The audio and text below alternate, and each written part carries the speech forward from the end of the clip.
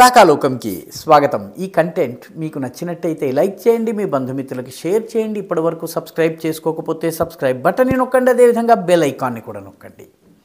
మిత్రులారా, సిరియా పరిణామాలు చూడగానే మన దేశంలో ఒక వర్గం మేధావులని చెప్పుకునేవాళ్ళు, విదేశ వ్యవహారాల నిపుణులని చెప్పుకునేవాళ్ళు రెండు కొత్త ఆర్గ్యుమెంట్లు తీసుకొచ్చారు.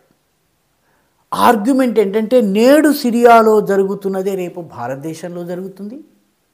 సిరియాలో జరిగినటువంటి పరిణామాల వల్ల కశ్మీరులో ఉగ్రవాదం పెరగబోతోంది. కశ్మీర్లో ఉగ్రవాదానికి కొత్త ఊపిరి వస్తుంది. ఈ ఉగ్రవాదులు విధ్వంసక చర్యలకు పాల్పడతారు. మన భద్రతా దళాలు వాళ్ళని అరికట్టేటటువంటి పరిస్థితి లేదు. ఏ రకంగానైతే 15 రోజుల్లోపల సిరియాలో సైనిక బలాలని ముజాహిదీన్లు, అక్కడ ఉన్నటువంటి ఉగ్రవాదులు, వాస్తవానికి ఇప్పుడు అధికారంలోకి వచ్చినటువంటి సంస్థ ఏదైతే ఉందో ఆ సంస్థ పేరు హయాత్ తహరీర్ అల్ షామ్. ఈ అల్ షామ్ అనేటటువంటి సంస్థ ఏదైతే ఉందో దీనిని అమెరికా నిషేధిత సంస్థగా ప్రకటించింది. ఆ సంస్థ ఎలాగైతే 15 రోజుల్లోనే సిరియన్ సైన్యం యొక్క కుర్చీ మడత పెట్టేసింది, అలాగా ముజాహిదీన్లు భారతదేశంలో కూడాను ఈ జమ్మూ కాశ్మీర్ కోసం పోరాడేటటువంటి వాళ్ళు ఇండియన్ ఆర్మీని కూడా 15 రోజుల్లో కుర్చీ మడత పెట్టేస్తారు. ఇది కొందరు చెబుతున్నటువంటిది. జమ్మూ కాశ్మీర్లో ఉగ్రవాదం పెరగబోతోంది, ఎందుకంటే ముజాహిదీన్లకు కొత్త ఊపిరి వచ్చింది. మరికొందరు ఇంకొక విచిత్రమైన ఆర్గ్యుమెంట్ తీసుకొచ్చారు. ఆ ఆర్గ్యుమెంట్ ఏంటంటే, ఇప్పటి వరకు పరిపాలించినటువంటి బషర్ అల్ అసద్ నియంత అనేక సంవత్సరాలుగా పరిపాలించాడు. ఇప్పుడు ఆయన రష్యాకి పారిపోయాడు సకుటుంబంగా. ఈ బషర్ అల్ అసద్ అనేటటువంటి వ్యక్తి జమ్మూ కాశ్మీర్ విషయంలో పాకిస్తాన్ కాకుండా భారతదేశాన్ని మద్దతు ఇచ్చేవారు.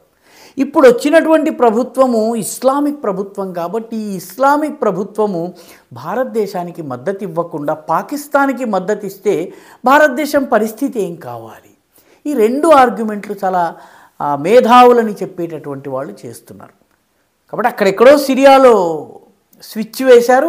కశ్మీర్లో త్వరలో లైట్ వెలగబోతోంది. లైట్ వెలిగిన తర్వాత ఇంకా ఉగ్రవాదమే ఉగ్రవాదం. అంతర్జాతీయంగా భారతదేశానికి కశ్మీర్ విషయంలో, ముఖ్యంగా ఆర్టికల్ 370 విషయంలో చాలా పెద్ద ఎదురు దెబ్బ తగలబోతోంది. ఇది వీళ్ళ వాదన. వాస్తవం ఏమిటి? మొట్టమొదటి ఆర్టికల్ 370 మనం చూద్దాము. ఆర్టికల్ 370 తొలగిపోయిన తర్వాత రెండు రాష్ట్రాలు, రెండు కేంద్రపాలిత ప్రాంతాలు అయ్యాయి. ఒకటి లద్దాఖ్, ఒకటి జమ్మూ కాశ్మీర్. లద్దాఖ్లో కొత్త కౌన్సిల్ కొలువు తీరింది, అక్కడ ఎన్నికలు జరిగిపోయినాయి. అదేవిధంగా జమ్మూ కాశ్మీర్లో ఎన్నికలు జరిగింది, కొత్త ప్రభుత్వం వచ్చేసింది. అక్కడ నియోజకవర్గాల పునర్విభజన జరిగింది. ఆ పునర్విభజనని అన్ని పార్టీలు ఆమోదించాయి, ఎన్నికలు కూడా జరిగిపోయినాయి. ఇప్పుడు ఆర్టికల్ 370ని సిరియా సమర్థించినా సమర్థించకపోయినా మన దేశంలో చట్టాలు మారుతాయా? లేకపోతే ఆర్టికల్ 370 తిరిగి వచ్చేస్తుందా? లేదా అంతర్జాతీయ వేదికల్లో యుఎన్ఓలో కానీ ఇంకొక చోట కానీ ఆర్టికల్ 370 మీద చర్చ జరుగుతుందా? అసలు ఆ హక్కు ఐక్యరాజ్య సమితికి ఉందా? ఐక్యరాజ్య సమితి జమ్మూ కాశ్మీర్ వరకు ఒక రిజల్యూషన్ని 1950sలో పాస్ చేసింది. దాని ప్రకారము కశ్మీరులో ప్రజల అభిప్రాయాల్ని కనుక్కొనాలి. దానికోసము ప్రజాభిప్రాయాన్ని కనుగొనాల్సిన ఆక్రమిత భూభాగాల్లో ప్రజాభిప్రాయాన్ని కనుగొనాలి. దానికి ఫస్ట్ కండిషన్ ఏంటి? పాకిస్తాన్ యొక్క సైన్యము ఆ ప్రాంతాల నుంచి వైదొలగాలి.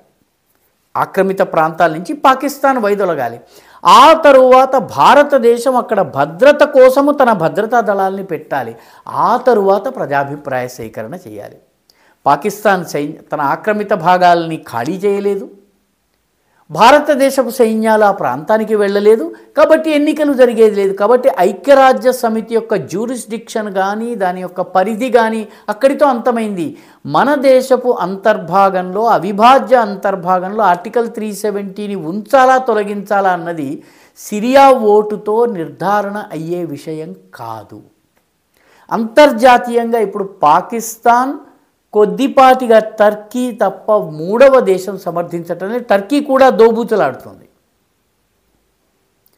అమెరికా, చైనా ఏ దేశం కూడా దీని గురించి మాట్లాడటం లేదు. సిరియా మాట్లాడితే ఎంత, మాట్లాడకపోతే ఎంత. కాబట్టి సిరియా మద్దతు లేకపోతే ఆర్టికల్ 370 పునాదులు కదిలిపోతాయని చెప్పి వాదించేటటువంటి కుహనా మేధావుల్ని చూస్తే నవ్వాలనిపిస్తుంది. ఇక రెండవది, సిరియాకి చెందినటువంటి ముజాహిదీన్లు, అక్కడి ఉగ్రవాదులు, అక్కడి సైనికులు, సాయుధులందరూ కూడాను కశ్మీర్కి వచ్చేస్తారు. ఇది వాస్తవ సమ్మతంగా జరిగేటటువంటి పని. ఎందుకంటే సిరియా ఆఫ్ఘనిస్తాన్ నుంచి వచ్చినప్పుడు ఆఫ్ఘనిస్తాన్ ముజాహిదీన్లో చెచెన్లు ఉన్నారు, తర్వాత కాకేషియన్ ప్రాంతం నుంచి వచ్చిన వాళ్ళు ఉన్నారు, సౌదీ అరేబియాకి చెందినటువంటి వాళ్ళు ఉన్నారు, సెంట్రల్ ఏషియాకి చెందినటువంటి ఉజ్బెక్, తాజిక్ ఇటువంటి వాళ్ళు ఉన్నారు, చైనాకి చెందినటువంటి ఉయిగుర్స్ ఉన్నారు. వీళ్ళందరూ కూడాను ఆఫ్ఘన్కి చెందినటువంటి పఠాన్లు, మిగతా తెగల వాళ్ళు ఉన్నారు. వాళ్ళందరూ కశ్మీర్కి రాగలిగారు, ఎందుకంటే కశ్మీర్ దగ్గరగా ఉంది కాబట్టి. సిరియా నుంచి ఇరాక్ నుంచి ఇరాన్ నుంచి ఆఫ్ఘనిస్తాన్ నుంచి భారతదేశానికి వీళ్ళు రావాలన్నట్టయితే ఎన్ని దేశాల సరిహద్దుల్ని ఏ రకంగా దాటాలి? రెండవది, అక్కడకు వెళ్ళినటువంటి ఇప్పుడు ఏదైతే హయాత్ తహరీర్ అల్ షామ్ అనేటటువంటి సంస్థ ఉందో ఆ సంస్థకి చెందినటువంటి మొత్తం గెరిల్లాల సంఖ్య 30,000 మంది. ఈ 30,000 మందిలో సిరియన్లు తక్కువ, బయట వాళ్ళు ఎక్కువ. పాకిస్తానీలు ఉన్నారు, ఉజ్బెక్లు ఉన్నారు, తాజిక్లు ఉన్నారు, ఉయిగుర్స్ ఉన్నారు, అదేవిధంగా చెచెన్స్ ఉన్నారు, ఈవెన్ బ్రిటన్ వంటి దేశాలకు చెందినటువంటి వాళ్ళు కూడా ఉన్నారు. నిజానికి దమాస్కస్లోకి ఈ హెచ్టిఎస్కి చెందినటువంటి బలగాలు వస్తున్నప్పుడు మొట్టమొదట వీడియోలు ఇచ్చినటువంటి వాళ్ళు, టీవీ ఛానల్స్తో మాట్లాడినటువంటి వాళ్ళు బ్రిటన్కి చెందినటువంటి గెరిల్లాలు, ముస్లిం గెరిల్లాలు. కాబట్టి వాళ్ళవే మొత్తం అంతా ప్రపంచం అంతా మొట్టమొదటిసారి విన్నది. ఆ తరువాత వాళ్ళ నాయకుడైనటువంటి అల్ జులానీ మాట్లాడటం జరిగింది. కాబట్టి వీళ్ళ మొత్తం బలం 30,000 మంది. ఈ 30,000 మంది యొక్క ఫస్ట్ టాస్క్, మొట్టమొదటి పని ఏంటంటే రాబోయే 1-2 ఏళ్లలో సిరియాలోని అన్ని ప్రాంతాలపైన ఆధిపత్యం సంపాదించడం. ఇప్పటికీ హయాత్ తహరీర్ అల్ షామ్కి మొత్తం సిరియా మీద ఆధిపత్యం లేదు. సిరియాలో ఉన్నటువంటి కుర్ద్ ప్రాంతం ఏదైతే ఉందో ఆ ప్రాంతం మీద కుర్ద్ బలగాల ఆధిపత్యం ఉంది. వాళ్ళతోటి వీళ్ళకి రానున్న రోజుల్లో ఘర్షణ ఖచ్చితంగా జరగబోతోంది. తుర్కీకి చెందినటువంటి సాయుధ బలగాలు ఎవరైతే దాని మద్దతుతో పనిచేసే బలగాలు ఉన్నాయో వాటికి హెచ్టిఎస్కి ఘర్షణ త్వరలో జరగబోతోంది. అదేవిధంగా షియా మిలీషియా ఉంది. షియా మిలీషియాలో కొందరు నాయకులు ఇప్పటికే ఇరాక్కి, అక్కడి నుంచి ఇరాన్కి వెళ్ళిపోయారు. వాళ్ళు నెమ్మదిగా బలం పుంజుకుని వచ్చి మళ్ళీ తమ సైన్యాన్ని సర్దుకుని వాళ్ళు తిరుగుబాటు చేసే అవకాశం ఉంది. ఇది గనక జరిగినట్లయితే ఈ హెచ్టిఎస్ బలగాలకి వాళ్ళ మధ్య ఘర్షణ జరగబోతోంది. అదేవిధంగా దక్షిణ ప్రాంతంలో ఇప్పటికే ఇజ్రాయిల్ గోలన్ హైట్స్ని ఆక్రమించుకుంది, మరొక 30 కిలోమీటర్ల దూరం వరకు వచ్చింది. దమాస్కస్కి కేవలం 21 కిలోమీటర్ల దూరంలో ఈరోజు ఇజ్రాయిల్ ట్యాంక్స్ ఉన్నాయి. కాబట్టి సిరియాలో అధికారంలోకి వచ్చినటువంటి అల్ జులానీ కానీ, ఆయనకి చెందినటువంటి హయాత్ తహరీర్ అల్ షామ్ సంస్థ కానీ, వీళ్ళు రానున్నటువంటి 1-2 సంవత్సరాల్లో మొత్తం సిరియాలో తమ ఆధిపత్యాన్ని సంపాదించుకోవాలి, ఇజ్రాయెల్తో పోరాడాలి. ఇజ్రాయెల్ ఇప్పటికే వాళ్ళ యొక్క ఆయుధ సంపత్తిని సర్వనాశనం చేసింది. దానిపైన ఒక వీడియో ఆల్రెడీ రాకాలోకంలో చేయటం జరిగింది. ఇవన్నీ కూడాను సరిదిద్దుకోవడానికి వాళ్ళకి 1-2 ఏళ్ళు పడతాయి. ఈ 1-2 ఏళ్ళు సిరియా కుక్కలు చింపిన విస్తరి కాబోతున్నది. అంతర్యుద్ధంతో కొట్టుమిట్టాడబోతోంది. ఇటువంటి పరిస్థితుల్లో హయాత్ తహరీర్ అల్ షామ్కి చెందినటువంటి ఉగ్రవాదులు ఆ దేశాన్ని వదిలిపెట్టి కశ్మీర్కు వచ్చి కశ్మీర్లో ఉగ్రవాదాన్ని చేస్తారు అని చెప్తున్నటువంటిది ఏ రకంగా అర్థం చేసుకోవాలి? అంటే వీళ్ళేదో మొత్తానికి ఇది ఇలా జరిగితే బాగుండు అని అనుకుంటున్నారే కానీ వాస్తవానికి జమ్మూ కాశ్మీర్లో జరిగేటటువంటి పరిస్థితి లేదు. పైగా జమ్మూ కాశ్మీర్లో ఆఫ్ఘన్ ముజాహిదీన్ ప్రవేశించి పాకిస్తాన్ యొక్క లష్కర్ ఇటువంటి సంస్థలన్నిటి సహాయంతో విధ్వంసాన్ని సృష్టించినటువంటి రోజుల్లో కేంద్రంలో ఒక బలహీనమైన ప్రభుత్వం ఉండింది, నిర్ణయాలు తీసుకోలేని ప్రభుత్వం ఉండింది. ఇప్పుడు ఆ పరిస్థితి లేదు. భద్రతా దళాలకు, మన గూఢచారి వ్యవస్థలకు ఉగ్రవాదుల మీద పైచేయి ఉంది. వాళ్ళను అరికట్టగలిగేటటువంటి శక్తి సామర్థ్యాలు ఉన్నాయి.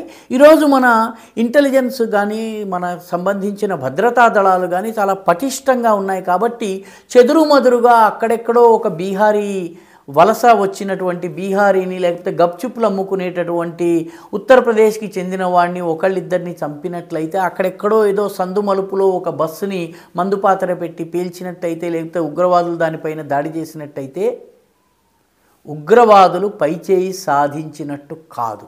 అటు జమ్మూ కానీ ఇటు కాశ్మీర్ లోయలో కానీ భద్రతా దళాలు పూర్తి అదుపును సాధించాయి. 1989, 90వ దశకము, 2000 దశకము, 2010 దశకం వరకు, 10, 12, 13 వరకు కూడాను ఉన్నటువంటి పరిస్థితులు నేటి పరిస్థితులు భిన్నమైనటువంటివి. ఇప్పుడు ఉన్నటువంటి ప్రభుత్వము జమ్మూ కాశ్మీర్లో ఉగ్రవాదం విషయంలో, వేర్పాటువాద విషయంలో no tolerance policy, zero tolerance policy. కాబట్టి సిరియన్ ఉగ్రవాదం వల్ల కశ్మీర్లో ఏదో కొత్త ఆక్సిజన్ లభిస్తుంది, వీళ్ళకు సడన్గా కొత్త బలం వస్తుందని చెప్పి వాదించేటటువంటి వాళ్ళు ఎవరైతే ఉన్నారో వాళ్ళు కేవలము భయాందోళనలు సృష్టించే ప్రయత్నం చేస్తున్నారు. ఈ దేశము ఉగ్రవాదాన్ని ఎదుర్కొనేందుకు పూర్తి శక్తి సామర్థ్యాల్ని కలిగి ఉంది.